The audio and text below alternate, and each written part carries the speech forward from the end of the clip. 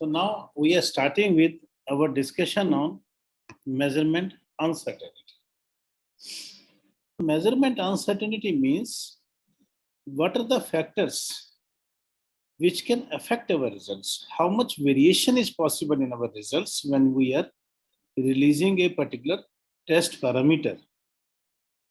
Although there are other things also, like biological variation. What is this biological variation? This is the, you can say, variation during the course of disease.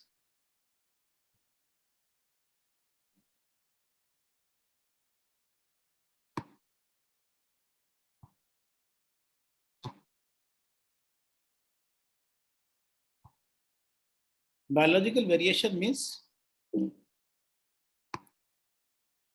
variation during the course of disease, like some physiological changes in the body, or during growth period, there are some changes, or with aging, biological parameters show some variation.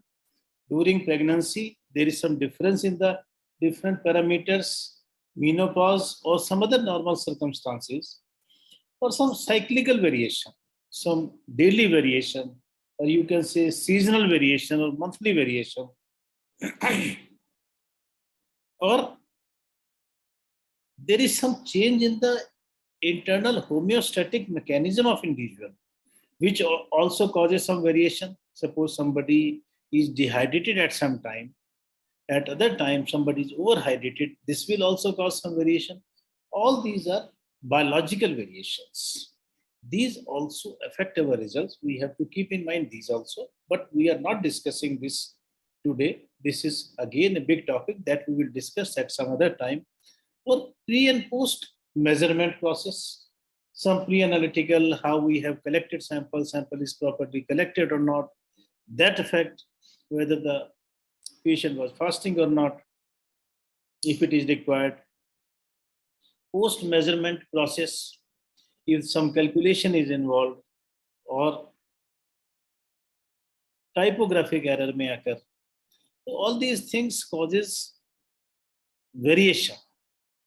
But here we are today concentrating more on the measurement uncertainty. In this, we have to see what exactly we are measuring.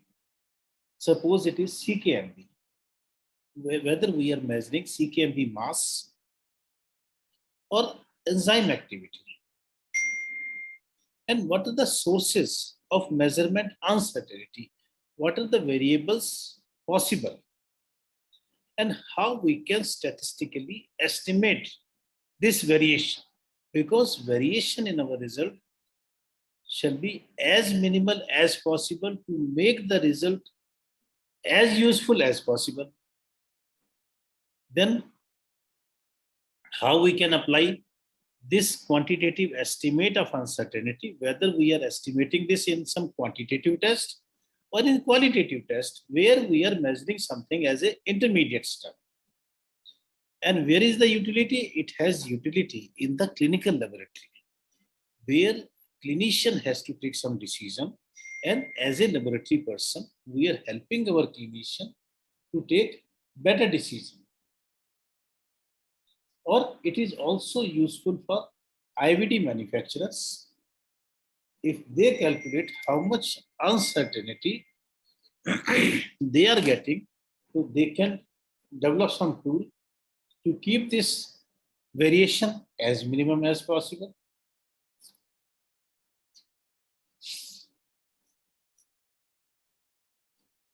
Because this information is important. Measurement uncertainty.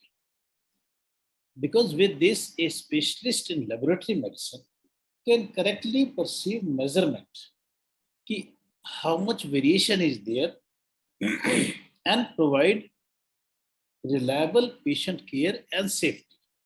This we will discuss with some examples, how this information is useful.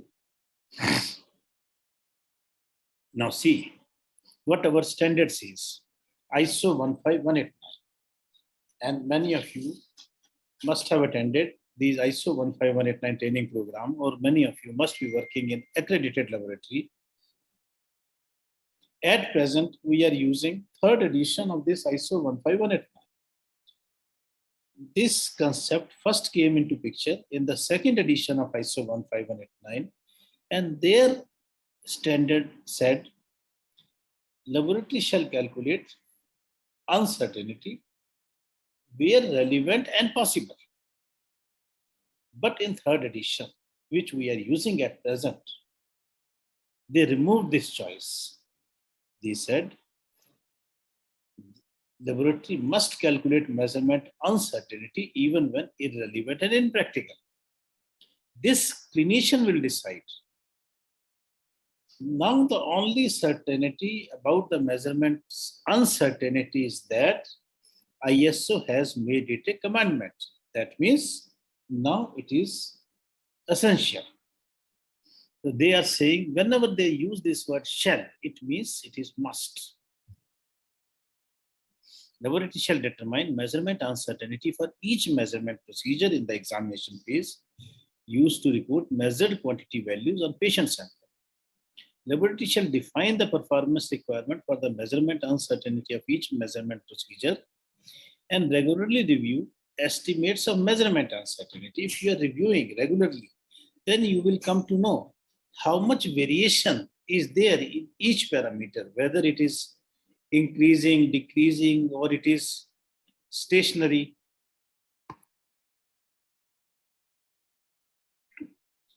And they said, when you are interpreting quantity values, you have to use this measurement uncertainty. And on request, you can make this information available to laboratory users. You can provide this information to clinicians. You can have discussion, what is this concept, and you can provide this information to clinicians. And how they will use this, what is the benefit of this for them, that we will discuss. And now they are saying, where examination include a measurement step, but do not report a measured quantity value, there also you calculate uncertainty, where it can affect the interpretation. What are these tests? These also will be discussed. Here I am telling you this is important, and all these things will be discussed. Now see.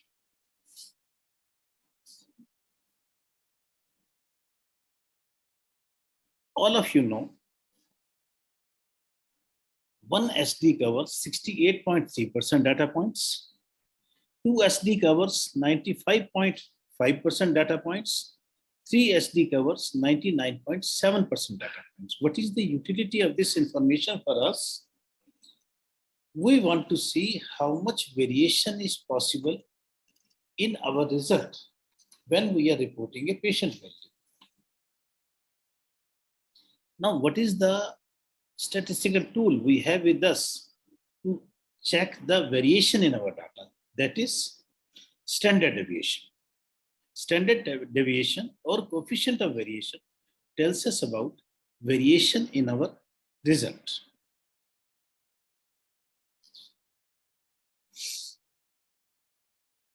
Now, we say 2 standard deviation is adequate coverage of any data. For biological reference interval also, we take central 95%. That means 2 standard deviation. So now we will exploit this information. Tool for variation is standard deviation, and when we use these 1, 2, or 3, these are coverage factor. 1 SD covering 68.3% data point, 2 SD covering 95.5% data point, 3 SD covering 99.7% data point. So now we are saying 95% is covered by, when 2 is covering 95.5, 95 is covered by 1.96. Therefore, in your references, in your document created by NABL 112, you must have seen they have also mentioned 1.96. This is the reason. Otherwise, it is close to 2 only. If you are multiplying, suppose your standard deviation is 2, you are saying 2 into 2, my measurement uncertainty is 4%. Or you are saying 1.96 into 2, whatever you are getting, 3.92. My measurement, it hardly makes any difference. But to be mathematically more accurate, we say 95% is covered by 1.96 standard deviation. So therefore, they have mentioned. Otherwise, it is close to 2 only. So now I will give you some example. Suppose you are reporting a neonatal bilirubin level, and the bilirubin is 22.4. Clinician want to know bilirubin. He want to decide whether this child is looking very yellow, whether exchange is required or not. And suppose the cutoff limit for the exchange is 23. Now the clinician is calling you, that neonatologist is calling you, madam or sir, you are saying it is 22.4. By any chance, can it be more than 23? Because I have to decide about exchange transfusion. If I am avoiding exchange, then suppose actual bilirubin is more than 23, it may cross blood-brain barrier, will be deposited in the basal ganglia, connectors, and ultimately severe mental retardation. Whole life of the child will be spoiled. Or if I am taking decision in favor of exchange, based on my clinical judgment, I don't have any biochemical support for this. This is a preterm neonate. If anything will happen, I don't have any supportive evidence with me.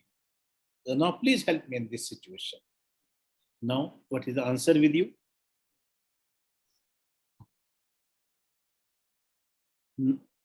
If suppose you tell them, see, at this level of bilirubin, our control values are showing for the last 6 month data SD of 0.2. That means measurement uncertainty 0.4. Whatever we are reporting as 22.4, I can say with 95% certainty maximum value possible is 22.8. According to me, you can wait for some time, then get this bilirubin done again, and you can take decision accordingly. Then the clinician will also understand. They have also read this statistics in their PSM Park and Park or in other references. They say, okay, suppose now after 4 hours, they are sending sample again, and the child is on phototherapy.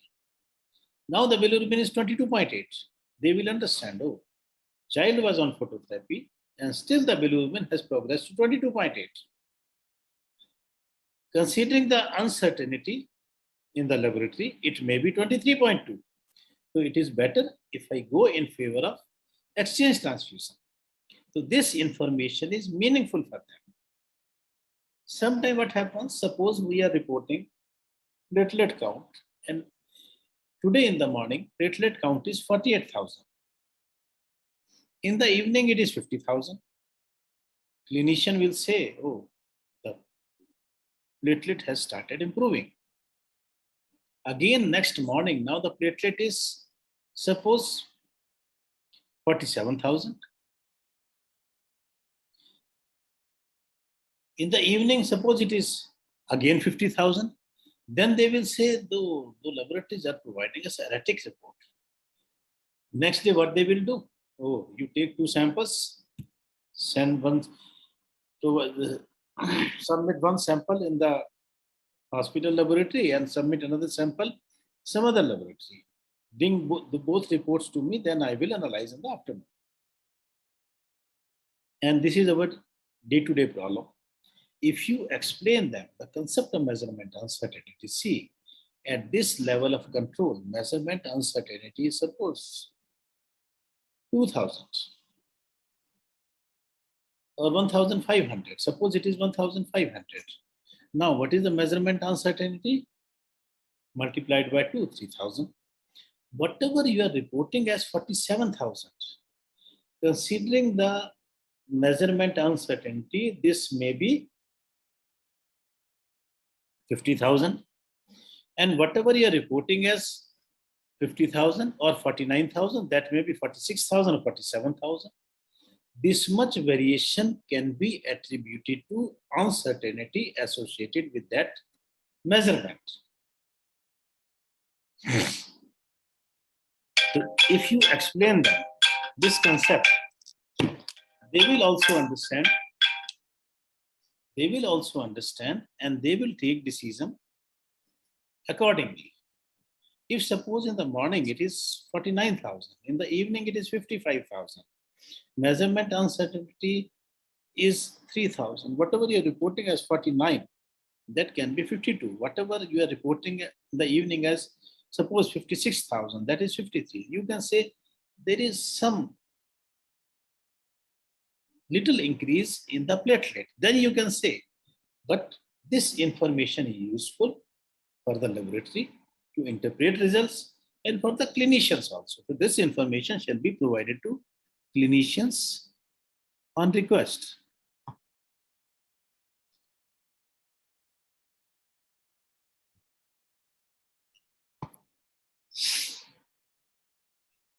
Now see, for qualitative tests, like your HbSAg, HCV, HIV, hepatitis, different antibodies, anti-HCV antibody, this measurement is an intermediate step.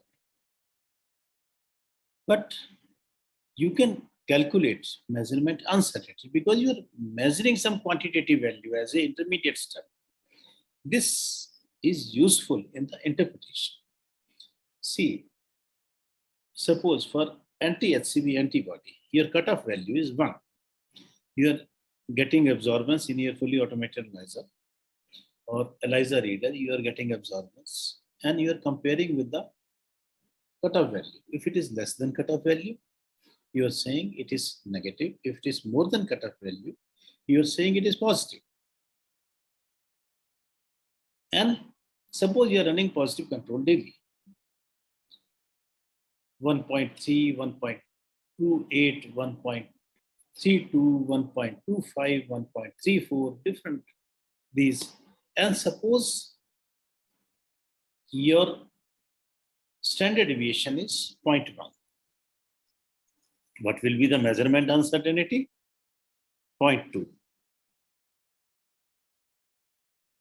Now you are saying, suppose in a patient result is 0.6. If you add this 0.2, it is 0.8, still less than 1. Your cutoff value, you can say it is clearly negative. But suppose it is 0.9. Then what you will report otherwise as negative, 0.9 is less than 1. If you consider measurement uncertainty, which is, we are assuming 0.2, it may be positive. Similarly, a positive result may be negative. This you have to report with caution as a indeterminate or borderline, whatever term you are using, and you have to tell your clinician, see, get this repeated after 1 week or 10 days, whatever you're deciding. Generally, this serological test gets settled by this time, either clearly negative or clearly positive. But this exercise is important. Otherwise, sometimes what happens, one laboratory is reporting as negative, another laboratory is reporting as positive, without considering measurement uncertainty. Clinician is fighting with both the laboratory, patient is fighting with both the laboratories, and these laboratories are fighting with their company people. To avoid all this, it is better if we use this concept of measurement uncertainty. Now we say we apply this concept of measurement uncertainty. This is in relation to qualitative test, serological tests. This concept of measurement uncertainty we applies to a different tests whether quantitative or qualitative, as we discussed, and there is some variation. But what are the reasons of this variation? This we have to understand. See, there is one term, repeatability. What is repeatability? If all variables are same laboratory, same instrument, calibration, same instrument, same water quality, same calibration, observer is same, all variables are same.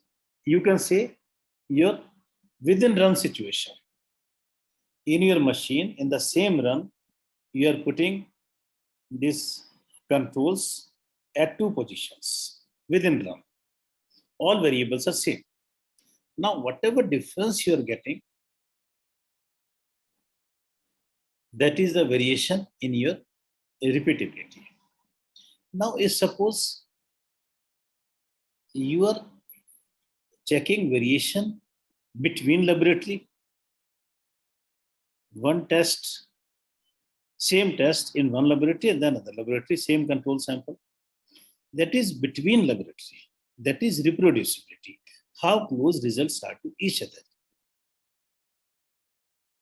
In between these two situations, all variables are same in first situation. In second situation, different laboratories. In between, what happens in one laboratory? Suppose we are checking on different days how much variation is there, different reagent lot, different calibrator lot, different control lot, different water quality with different variables at different time. Because situation will change over a period of time. We are running the same control. So this variation is called intermediate measurement precision. You will find this term in your ISO 15189. So this is what they try to say through that statement. So now we will shift our attention to lot acceptance testing. When you receive a reagent, you check many things. Whether if it is required cold chain is maintained or not, or this reagent is not leaking from any side, it has not crossed the expiry date, and whatever size you have ordered for, it is a same size, same company. You're checking so many things at the time of receiving reagent. Then you're storing reagent under required conditions. But what is important? Before using that reagent for patient sample, you check whether this particular lot of reagent is of appropriate quality or not. Because still you don't know what is the quality of reagent inside. We will discuss this, but we will discuss certain other important things also related to our understanding of ISO 15189. So first we are discussing this lot acceptance testing.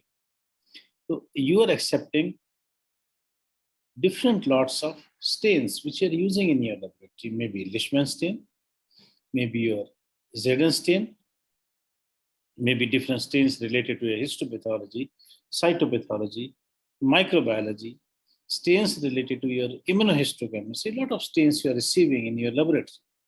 What is important? Whether a particular lot is acceptable or not. For this, you have to use knowledge of your subject and you have to develop your system of ensuring the quality of a particular stain. For example, suppose it is Leishman stain for perfusement. You are keeping few unstained slides with you, fixed unstained slides with you of normal cases, certain cases of eosinophilia, certain cases of thalassemia trait, MP positive. Now, whenever you are receiving a new lot, suppose you are staining 3-4 slides, one normal, one eosinophilia, one you can say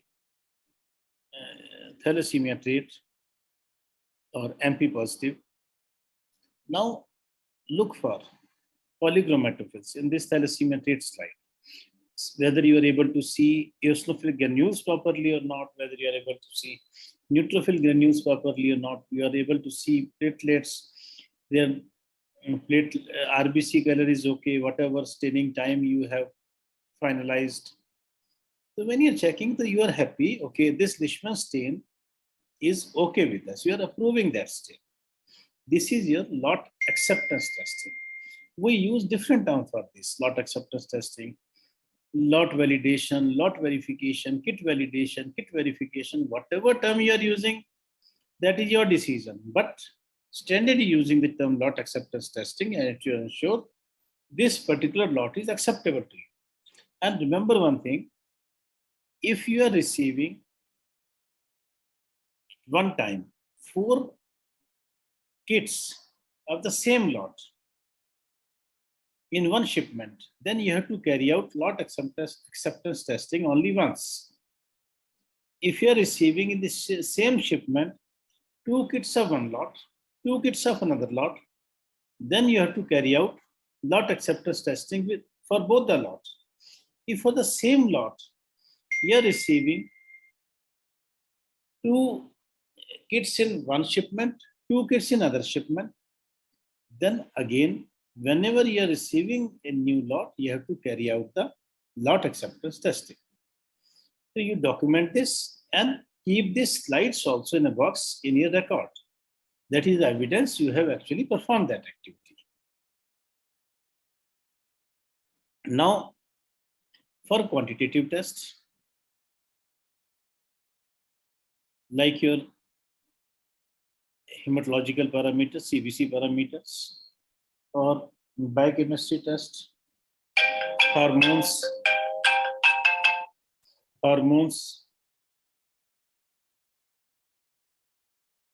what is required? You are running controls otherwise, and you are checking whether these are within 2 standard deviation or not, from +2 to -2. For this new reagent kit also, you follow the same principle, because whenever there is change in the reagent, patient sample shall not show significant variation, and control is also like a sample only. You can use the same principle. Yes, it is not showing significant variation. And if you want to, just to be more confident about your lot acceptance testing, you can perform the same activity with one patient sample also. This is for your quantitative test. For this, what is required? Laboratory shall have documented procedures, how they will carry out lot acceptance testing. Then, lot acceptance criteria. What is your criteria? How you are accepting? So you are saying within +-2 standard deviation. For stains, these granules shall be clearly visible. For AFB, in borderline cases, it should show positivity like that. Then evidence of this acceptance testing. If you are getting some instrument printout in quantitative tests, keep in record that instrument printout. Then some authorized person has to approve that. So, procedure for lot acceptance testing, lot acceptance criteria, evidence of actual performance of this activity, and then approval by some authorized person. Whosoever is authorized signatory for that period, that person is authorized to sign that. This is how you carry out lot acceptance testing for your quantitative test. For your qualitative test, like anti-HCV antibody, HBS antigen, HIV, where you are releasing result in positive and negative. Keep some positive samples with you. Keep some negative samples with you already tested. Whenever you are starting a new lot, a new shipment, test with positive sample and also test with negative sample. If positive is coming positive and negative is coming negative, that means that particular lot is providing you appropriate result. That is okay with you.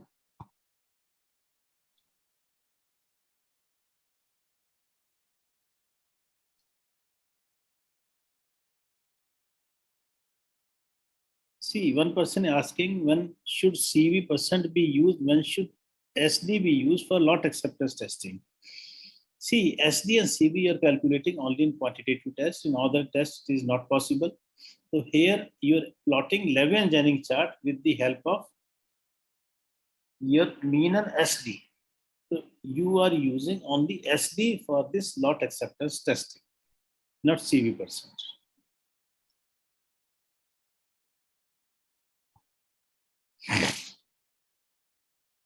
If positive is coming positive and negative is coming negative, so that lot is okay with you. So that way we have discussed these states, this quantitative test, qualitative test, and other consumables. See, what I always feel, what I always convey, keep your understanding, keep your implementation as simple as possible. Because all these things need to be performed by people working in your laboratory, technical staff working in your laboratory. The more you will complicate it, the more it will be difficult to follow. And this need to be followed in each and every laboratory, not only in some tertiary care hospital or very big laboratory. It is required in each and every laboratory, whether somebody is working at some remote area, in a district hospital or primary health center.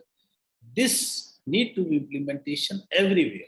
So we have to understand we are keeping this as simple as possible without compromising on the quality. Other consumables, what are these other consumables? Like your syringe, if it is 5 ml syringe, how you are accepting? It is measuring 5 ml only. In one tube, take 5 ml with some other well already accepted syringe, transfer that volume in the tube. In other tube, transfer with the new pipette which you want to approve, see volume is same or not. Then whether you are able to generate vacuum in that syringe or not. Culture bottles, take some swab from the culture bottle and see the culture report. It is not growing any organism, so it is okay. So like that, you have to develop mechanism to approve lots of different consumables.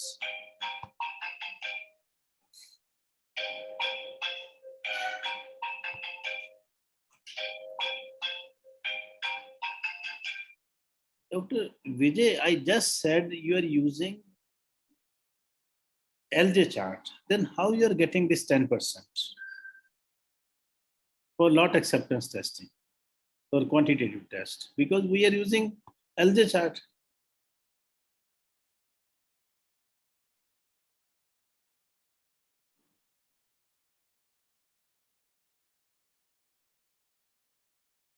That way you are defining acceptance testing for other consumables.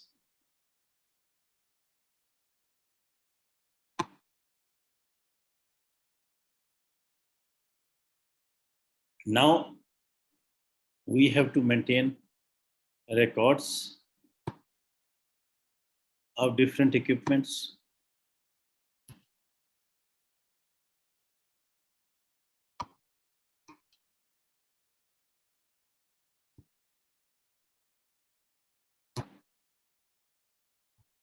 What is required? Whenever you're deciding about equipment, what are your desirable characteristics? What all you are expecting in that equipment? This you should know. You have to keep all these things in your record. Suppose you are saying we need equipment of 100 tests per hour. In this, Precision for hemoglobin shall not be more than 2%. Linearity for hemoglobin shall be up to 25. There shall not be any carryover. What are these? These are your desire with that equipment. What all company people they are providing you? Those are performance specification. They are saying we have one equipment of 75 tests per hour, another equipment of 150 tests per hour. In this, you will get, say, precision of 1.5% for hemoglobin, linearity up to 22, and there will not be any carryover. So this is what they are providing you. On that basis, you are deciding, and then you are saying, okay, demonstrate these in our laboratory. So whatever they are getting, or whatever you can say you are getting in your laboratory on that machine is called performance characteristics. What is more important for you? These performance characteristics. And these shall resemble to performance specifications as closely as possible. Now, your intention is, if suppose you are buying a hematology analyzer, same principles are true for your biochemistry, for your hormones, and other analyzers also. If you are buying a new equipment and one machine you already have with you, you would like to get results on both machines which are as close as possible. It is not like that on one machine it is 12.6, another machine is 10.2. This is not acceptable. So now you are saying how we will check whether results on both machines are comparable or not. And previous machine we are using since long and we are happy with that. For that, what you can do this regression analysis. Results on old machine on x-axis, result on new machine on y-axis. Hemoglobin on old machine is 5, it should be close to 5 on new machine. Results on old machine 10, on new machine also it should be close to 10 only. Then you will get a line at 45 degrees. This is an ideal situation. But we expect so many things in our life. We are not getting all those things. But if the line which we are getting is almost overlapping this line, it is okay with us. Results are showing very good correlation. But if results are consistently higher than the expected throughout the range, this is called systematic error, and the difference is constant, so systematic constant error. If this difference is increasing with increasing concentration, this is called, and we are finding this difference throughout the range, systematic proportional error. If we are finding some above, some below, or in some position, these are called random errors.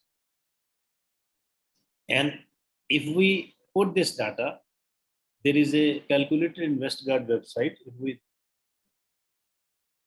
submit this data to that calculator in the Westgard website, we get a R value, that is correlation coefficient. It should be as close to 1 as possible. If it is more than 0.9, this is good correlation, and more than 0.95 means excellent correlation. It should be as close to 1 as possible. So these also you need to calculate, and this you have to include in your IQ, OQ, and PQ, which we will discuss. Validation and verification. Generally, people find a lot of difficulty in this understanding. What is the difference between validation and verification? Validation is, you can say, some sort of claim. If you go by the definition of ISO 1519, which is given in definition number 3.26 and 3.27, those are very complicated and looking more or less similar to each other. What is validation? In this, you can say some sort of claim. Key company people, they are coming and telling you our equipment has this much throughput, this is the linearity, and this is the minimum value which machine is able to quantify.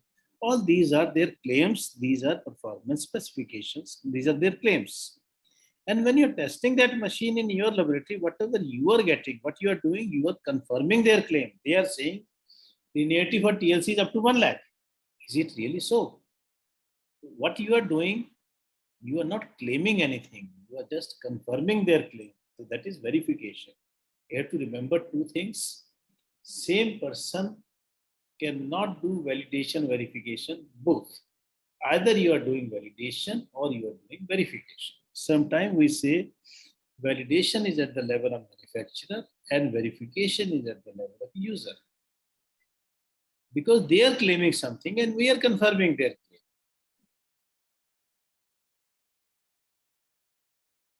So this we have to understand. And I can explain you with a very simple story, which generally I tell during my training program on ISO 15189. Story related to Shabri and Ramchandraji. If you want, I can tell that story again, or some of you who have not attended my program. So if you want, so please write in the chat box, then I will explain the same concept with that story. Otherwise, I will proceed to calibration.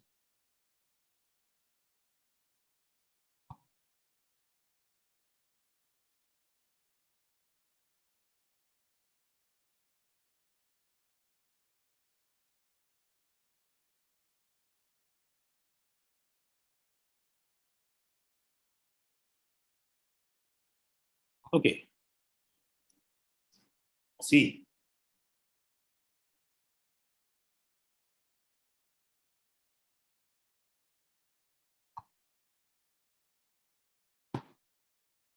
Yes, Arun Kumar, please unmute yourself.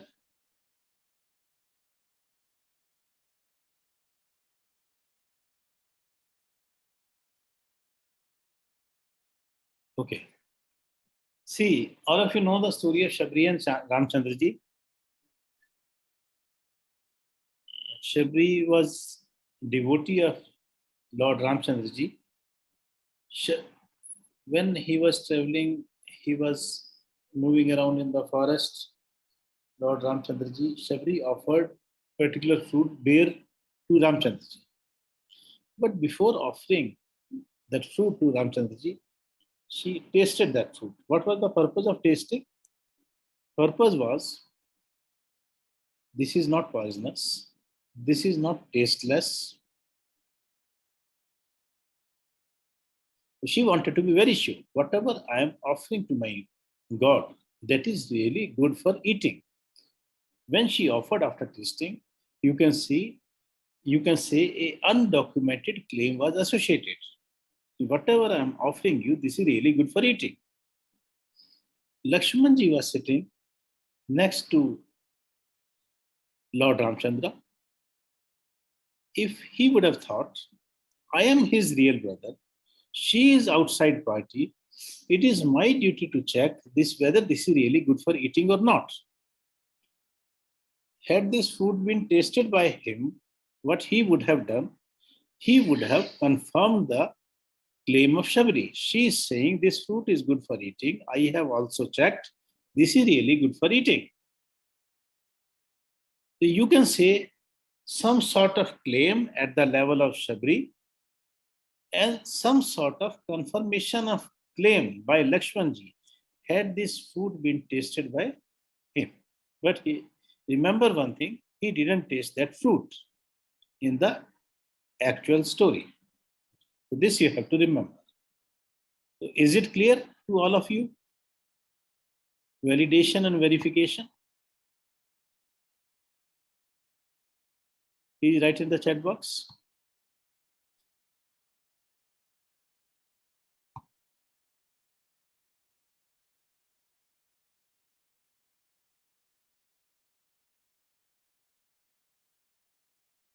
Okay.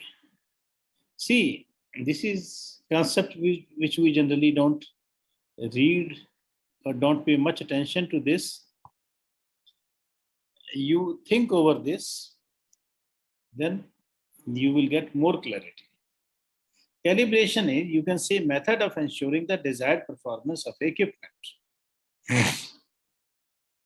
Whenever you are measuring something, your measurement should be correct. Non-analytical measurements, analytical measurements. Non-analytical measurements like your speed in centrifuge, volume in your pipette, temperature in your thermometer, or you are measuring some weight. Everywhere measurement should be correct. Otherwise, these things will affect our results. What is required? For all these non-analytical measurements, your equipment shall be calibrated by a calibration lab, which is accredited for the calibration of that particular equipment as per ISO 17025. If you want your pipette to be calibrated, select a calibration lab. See their certificate, see their copy of scope, whether in their scope, whether they have that particular equipment or not. Analytical instruments, your analyzers, where you are getting some result. Now, what is the structure of these equipments? They have light source, light is passing through a pellet solution, detected by then passing through a filter, detected by the optical system, and you are getting some absorbance. Absorbance is proportional to, degree of absorbance is proportional to concentration of analyte in the calibrator. After that, you are running controls. If control results are within acceptable limit, then you are happy. Calibration is okay, then you are running patient sample. Now, question is, what is the guarantee? The value written on the calibrator is correct. Whatever absorbance you are getting, because your all other calculations for patient, for control, based on the fact we are assuming value written on the calibrator is correct. If it is written 100 milligram per dl glucose, it is 100 only. Suppose it is 80, your all patient result will come low. Suppose it is 120, your all patient results will come high. If we ask company people, what is the guarantee? The value written on the calibrator is correct. They say, we run this calibrator as a unknown patient's unknown sample for 100 times based on higher reference material. Whatever value we are getting, then we take the mean value of this. Okay. What is the guarantee? Value written that higher reference material is correct. Similarly, for that higher reference material also, we calculate values based on further higher reference material. That way, they say we reach to national international standard. This process by which our results are traceable through calibrated to national international standard through unbroken chain of comparison is called metrological traceability. Metrology means study of measurement.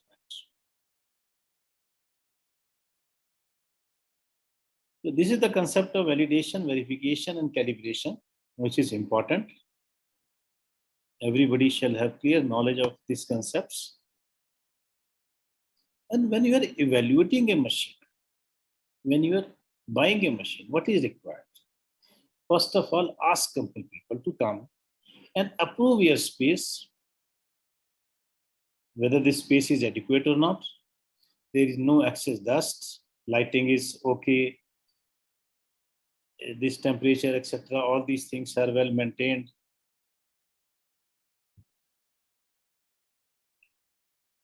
Now, how much training is required, whether this operation manual has clarity or not. You're also checking linearity of various parameters, whatever specifications they are telling you, what is the precision, how much variation is there. You can say within run, between run, carry over. A low value sample is not affected by a previously run high value sample. When you are participating in quality control scheme, external quality control, what is the performance of that equipment? Analytical sensitivity. Analytical sensitivity means what is the minimum difference a machine is able to appreciate. Previously, we were using this term for lower limit of quantification also. In this hematology analyzer, we are able to estimate 4 as the lowest value of hemoglobin or 3. But nowadays, we call that as lower limit of quantification. Analytical sensitivity means, suppose we have 3 hematology analyzers. One analyzer 13.0, 14.0, 15.0, measuring hemoglobin like this. Second analyzer 13.1, 13.2, 13.3. Third analyzer 13.01, 13.02, 13.03. This in first analyzer 1, second analyzer 0.1, third analyzer 0.01. Minimum difference which a machine is able to appreciate is called analytical sensitivity. Specificity means it is measuring that in light only, nothing else. You must have seen for many 3-part differentials, they measure on the basis of size, and nucleated RBCs are counted as lymphocytes. So that analyzer is not specific for total leukocyte count. We have to correct. So that is specificity. Analytical time, how much time it will take to complete one cycle. If suppose it is taking 2 minutes, that doesn't mean in 60 minutes you will be able to test 30 samples, or in 2 hours you will be able to test 60 samples. In between, machine may need some rest. Machine may need some washing cycle. So how much samples you are able to process in your working hours, maybe 4 hours or 3 hours, that you have to see. Cost per test, not only reagent cost, also cost of the calibrator, cost of the control. A small cost will go to small cost of the total cost of the equipment will also go in this. And you have to include all these things, cost of CMC. Then you are calculating cost per test.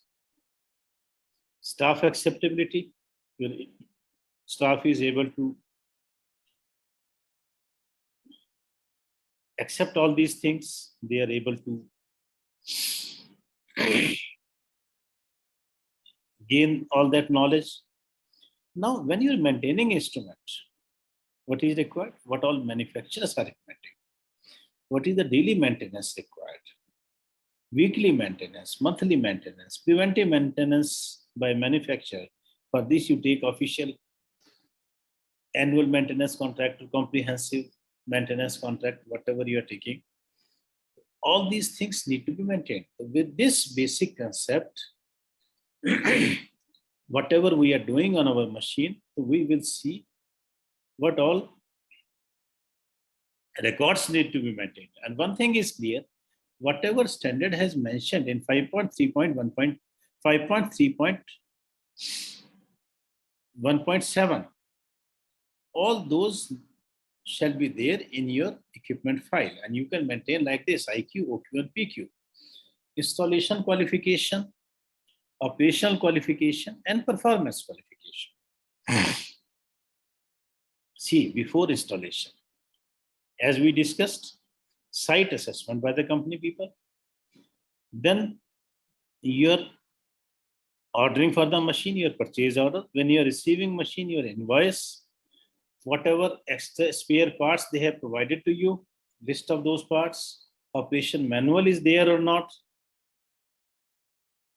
and how to use that equipment, develop procedure for your staff in simple language, and also develop SOP for various tests which you will be performing on that machine as per your clause 5.5.3. Then training package,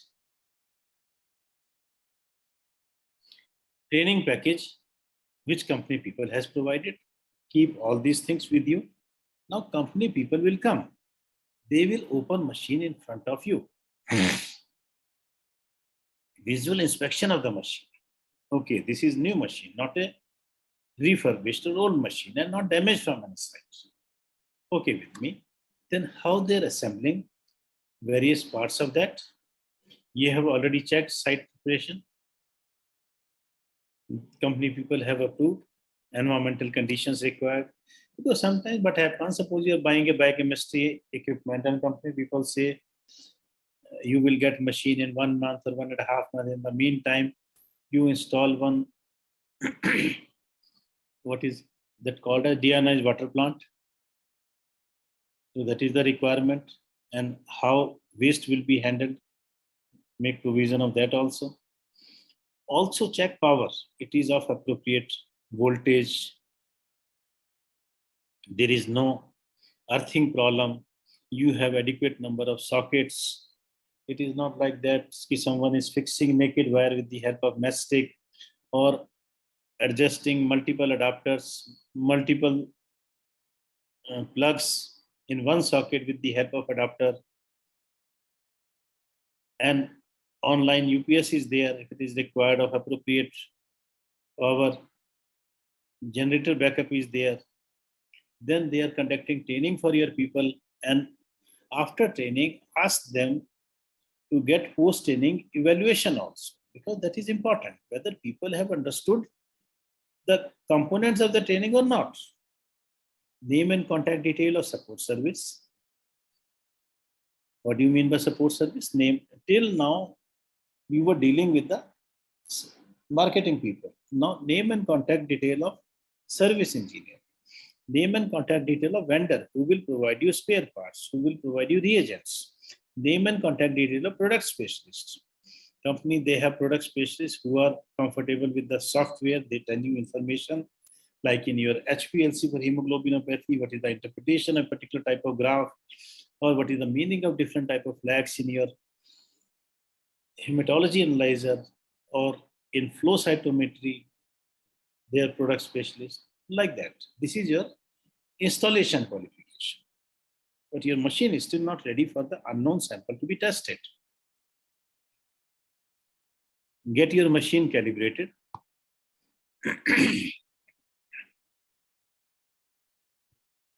With the help of calibrator.